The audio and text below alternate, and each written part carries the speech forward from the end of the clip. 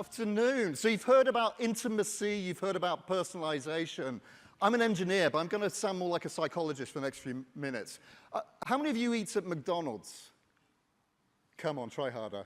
You're quite an honest audience. I spent 31 years at McDonald's Corporation. Now I've got this wonderful job where I spend my days helping leaders make their own mistakes, not someone else's. You've heard a lot about technology. And behind this technology, we see some massive opportunities. Who's been into an Amazon Just Walk Out store, an Amazon Fresh store? A few of you? Closest you've been to shoplifting without getting arrested? Amazing imagination. When you think about reinventing retail, it's easy to put a contactless payment device in the store, but to actually take the friction out, that requires something uniquely human to be able to reimagine an experience. Or Amazon in 1996 reimagining book selling, or in 2006 bringing what we now call the cloud into the hands of everyone to be able to innovate. Or today launching 3,200 low Earth orbit satellites to bring billions of people out of digital poverty and to be able to participate in the world in a very different way. Or think about reinventing clothing, a financial product, a car, a different way of living. All of these require something which AI can't do. It requires our ingenuity, our skills, our imagination, our ability to think differently and to think empathetically. So if we took these limiting factors off our imagination, if we removed the constraints which held us back, what could the world look like? Well, you often hear these stories. These are times of great change. You hear these stories of new technologies coming along and disrupting how we live, disrupting well-established industries, displacing long-standing companies. And in these stories, you hear about new skills replacing old skills, the new skills commanding a premium because of their scarcity, radical new ways of working appearing, and often frightening people. In the media, you'll see headlines both proclaiming excitement about the future, but also fear of the unknown. And these fears are often misplaced. These new skills and technology open up the world in a very different way, create more opportunities. You probably all know this from your own journeys in your businesses. We know that technology can change the world. But the story I've just told you is not a recent story. It's the story of the Industrial Revolution, of electrification. New ways of operating, new skills and new technologies, fueled with a heavy dose of imagination, opened up opportunities which were simply unimaginable beforehand. Now, the world is changing. If you look at how we organize today, how many of you organize in a very traditional way with, you bring in people to do the work, then you put 42 levels of management on top of them to tell them how to do the job you brought them in to do in the first place? Does that sound familiar? Yeah, it sounds pretty familiar. It worked. It was one of the most fantastic innovations in organizing human labor during the Industrial Revolution, thinking about how do we exert control, maintain order? How do we break down activities into small tasks which we can give an individual and then measure that individual and their ability to repeat that time and time again? Sounds quite motivating, doesn't it? So what we're used to today in terms of ways of working and skill sets, it predates knowledge work. It predates the technology that we're so used to. It doesn't accommodate the cycles of change and the disruption we go through. I think every generation says they've never lived in a time of so much change. Quantifiably, though, disruption is happening at a rate 50 times greater over the past 5 years than it did the 5 years before that. Does anyone remember COVID? You remember that phrase during COVID, the new normal? We're going to come out of COVID, there'll be a new normal. How's that working out? Of course, there's been massive disruption, labor market, tariffs, disruption in supply chain, macroeconomic challenges. Our ability to be successful is very much based on our ability to adapt quickly. So the invention of the railroad, the telegraph, electricity, and now technologies like machine learning, they force a different way of working. There's a phenomenon called Martek's law. And Martek's law says when a technology comes along, nothing much changes. It's only when we reinvent how we work based around that technology and the skills we have that we see a massive uptick in our ability to be effective in society. And in fact, one of the things that's holding us back, again, quantifiably, the biggest single thing that holds us back today with technology is simply having the skills necessary to use that technology. I'm not just talking about technology skills. I'm talking about the skills to think about how we do our work in a very different way, how we service our customers in a different way. And why this is important is if you've got the best technology, but you haven't changed your ways of working, it's a bit like driving a Formula One car on a dirt track. If you change your ways of working and using old technology, it's a bit like driving a Honda Civic, apologies to anyone who's got a Honda Civic, on a Formula One track. It'll be something that works, but it's going to be an extremely unpleasant way of driving. So what we find is, ultimately, our success rests on whether our people feel liberated. They feel the freedom to invent. They feel the freedom to really understand their customers and to be able to experiment with them and to be able to figure out what works, what doesn't work quickly, and then be able to scale results at massive scale. This is about pushing down as much autonomy as you can to the front lines of your organization. It's one of the things that brought me to Amazon Web Services. This idea, who's heard of a two-pizza team? A couple of nods. So we organize around this concept of two-pizza teams. So teams that are no bigger than can be served, can be fed with 2 American-sized pizzas. Do not try this with a European pizza. Let that team, give that team a business challenge and let them get on with it. So what we do know from every revolution, whether it's agricultural, industrial, whether it's more recently with technology, is some skills will become less valuable and others will become more valuable. Even just in the last century, we saw this in China, where in just 50 years, we saw 82% of the Chinese population working in agriculture. By the end of that 50 years, it was 13%. We're going through a similar disruption today in terms of skill sets. I'm sure many of you have jobs today which simply didn't exist when you were at school.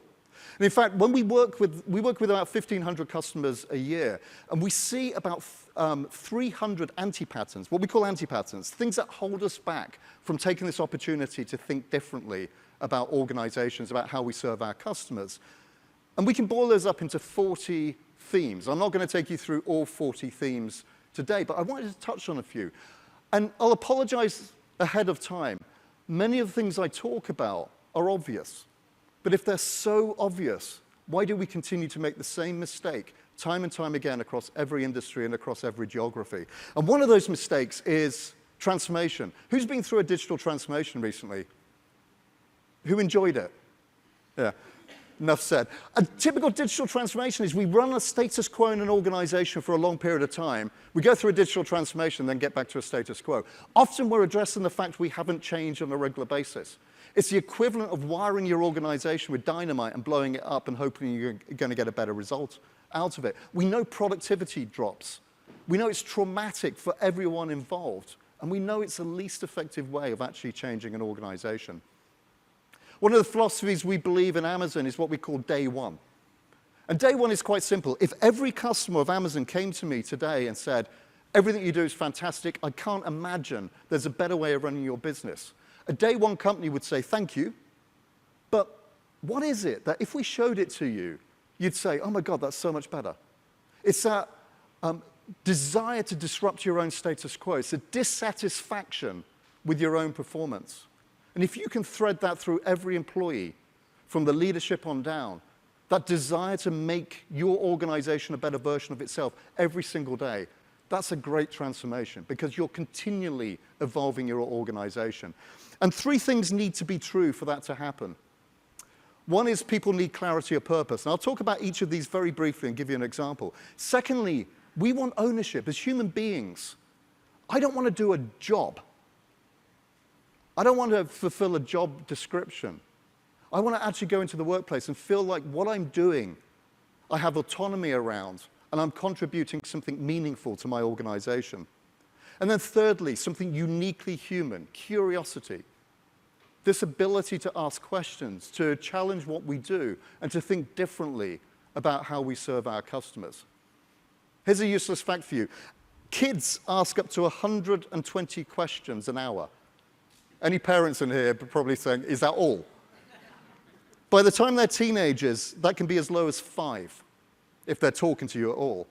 So we actually train people to become less curious and to have the answer in an environment where we actually need people to ask more questions and not assume they have the answer.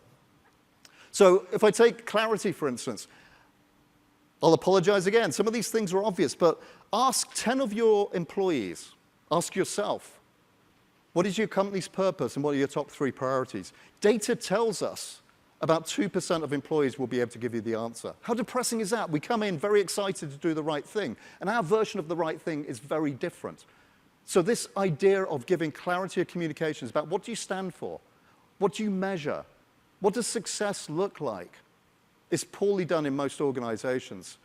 In fact, this probably looks like the average employee in most organizations. This is a real example I was sharing with someone earlier on. I asked someone what their purpose, what their organization's purpose was recently, and they said, great question. We're going to be a platform-based, data-enabled, machine learning-led organization that leverages our corporate synergies to deliver outstanding customer experience.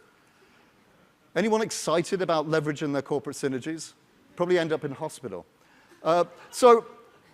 Yeah, simple things we find to appeal to the human mind and to our heart is simply, what's your ambition? What do you want to be when you grow up as an organization? And in simple terms, what's your durable problems? Often we talk about strategy in terms of what do we need to change. What don't we need to change? So at Amazon, we focus on durable needs. I assume you're all Amazon customers. Fair assumption, pretty much. Who of you want higher prices, less selection, and slower delivery? Probably not. Good durable needs to center your business on. And then communicate, communicate, communicate. We often think we do a great job in our corporate environments telling our employees what we're doing. We don't. So that idea of repetition, making sure that every single person you talk to knows what your leadership principles are, your values, your purpose, your priorities. That's the role of leadership. Ownership, very similar. I'm a great fan of Daniel Pink's book, Drive. He talks about what we all want is mastery, autonomy, and purpose. We want the skills to be successful. We want the freedom to be able to experiment and own things. And we want to feel like we're doing more than just a job. So at the heart of this, and at the heart of experimentation, at the heart of running a human organization, is psychological safety. In this instant, do I feel safe expressing a view? And if the answer is no, you're not tapping into my potential. So how do you create that psychological safety in the workplace? How do you give people the autonomy to make decisions? What we see time and time again is a decision that could be made here is made at this level of the organization. Something that could have taken 5 minutes to decide, you've disempowered that person, and you've slowed down your ability to innovate with your customers. Has anyone heard the story of the pig and the chicken? Pig and chicken walk down the road. Don't ask why, but they walk down the road. Chicken says to the pig, we should open a restaurant. You see where this is going? Pig says to the chicken, what are we going to sell? Bacon and eggs. And the pig says, well, that's great, but I need to be way more committed than you do in this business venture. And if you look at the business workplace today, we have a lot of chickens. We have a lot of people who have an opinion, but not the ownership. If you give me ownership for something, I'm going to invest much more passion and time in that venture than if you tell me what to do or you express an opinion about what I should do. So simple things. We use tenants. Every team, every product in Amazon has tenants. How do we make decisions? We're very clear about who the decision maker is. And we'll debate getting that decision maker, a single person, not a team. We'll make decisions as small as possible. The smaller you can make decisions, the further into your organization you can push them, the more empowered people feel, the faster you can move. This isn't rocket science. And yet, as leaders, look at how much time you spend making decisions like, what food are we going to bring in for the town hall? Probably not the best use of your time. And the way we do this, I mentioned this already, but the 2 pizza teams. I've been part of this, part of 2 pizza teams in Amazon. We even had 2 pizza teams in McDonald's, believe it or not. We didn't call them 2 pizza teams. Any guesses what we called them? No, 2 cheeseburgers is 1 American or 2 Europeans. Apologies to any Americans in the audience. We call them fast action teams. So the lesson there is be very careful of your acronyms. You don't really want to be part of a fat team. But the principle, true story, the principle is the same. Put a team, cross-functional team together, because the reality is work gets done in your organization, not because of your organizational structure, but despite your organizational structure. Bring people together, give them a mission. As a leader, support them, let them get on with it. Magic happens. The ownership is within that team. So what I see time and time again as a technologist, ironically, is it's imagination and skill sets that hold us back. And nowhere more is that important than in curiosity. So this idea that, do you really know what your customer wants, or you're just listening to your chief marketing officer or chief commercial officer? How are we using data? Do we know how to use data to understand what the customer wants? And even tap into some of the anecdotes you may hear where you don't have data yet to tell you that customers are dissatisfied. And are we asking questions or giving answers? Are we genuinely curious about what customers want? Or do we think we already know? I found this interesting from a skills point of view. My last 5 jobs didn't exist when I was a kid. And if you're going to be curious, you have to learn. You have to be willing to admit you don't know everything, and you can't possibly know everything. In fact, Indra Nooyi, who's on the Amazon board, used to be the CEO of PepsiCo, said one of the 2 characteristics she looks for in leaders is curiosity. Not the ability to give answers, but the ability to ask good questions. Because your kids today, preschool-age kids, there's an over 60% chance they'll be doing a job that doesn't exist today. So formal training is great, but if you can bring them up with an innate curiosity, that stands them in far better stead. But then in the workplace, when you think about training of yourself and your teams, sending people on a training course is useful, but 70 to 90% of skills development happens on the job. And why that's important is if you send someone on a training course, they come back to the workplace and do not use those skills for the next 3 months. They'll forget most of them. That's what happens. We often treat the workplace as somewhere to perform, not somewhere to learn. In fact, we have 16 leadership principles. Yes, I can name them all. You can test me later. One of them is learn to be curious, and we expect this in every leader to ask good questions. And it's one of the things we hire for, we promote for. It's one of the ways we run meetings. Often as leaders, we feel like we should have the answers. And yet the best leaders I've met are the ones who ask a simple question like, why do we do it this way? Those leaders too, how many of you have no idea about money and hate people? Probably not. It's sort of leadership skill, isn't it? If I ask the same question about technology, data, organizational change management, I often get a different reaction. So one of the things we encourage you all to do, everyone to do in your organization is become a technologist. Not deep technologist, but a bit like your teenagers. They've got that curiosity. They want to know how the latest technology works. Not because the answer to everything's technology, but it's such a strategic weapon along with your people and investments that you can't afford not to understand the power of technology. And be the leader who's quite happy to say, I don't understand it at the moment, but I will. I don't understand what our customers want at the moment, but I'm going to find out. I'm going to spend time on the front lines. I'm going to look at the data. I'm not just going to shove that off to someone else. These leaders are humble. They don't use status and experience as a way of cementing their position. They're quite happy to say, I don't know. Here's one thing. If you just get one thing right in your organization to power curiosity, get feedback right. Who's really comfortable giving bad feedback to their employees? Yeah, about 5 people. Congratulations. It's really hard, isn't it? We want to be liked. We're social animals. If you can have a feedback-rich environment, I'm not talking about the end-of-year performance review when someone criticizes your performance in January, in December. This is real-time feedback, and it's not to criticize. If I give you feedback in order to help you improve, I'm doing you a favor.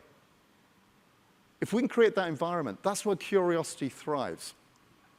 So a couple of final thoughts. Number one is think big. Small thinking is self-fulfilling prophecy. But also tackle the hard problems first. Does anyone know how to get a monkey to talk English while sitting on a pedestal? Probably not. What problem would you solve first? Most people would say the pedestal. And why? Because we know we can solve it. The right problem to solve is getting the monkey to talk. So when you think big, also go after the really hard problems. Solve those. If you can't, great, it's a learning experience. If you can, fantastic. I wouldn't advise, don't make this a project, by the way. You're not going to get the monkey to talk. I love this quote. I mean, our ability as humans to learn, we have that ability already. It's whether we have the desire. Every single one of us should go back into the workplace and think, what don't I know? How can I learn? Let me leave you with that thought. We've got such a wonderful opportunity. We're at a tipping point of history, but only if we let our imagination and skill sets keep up with what's possible. Thank you for your time.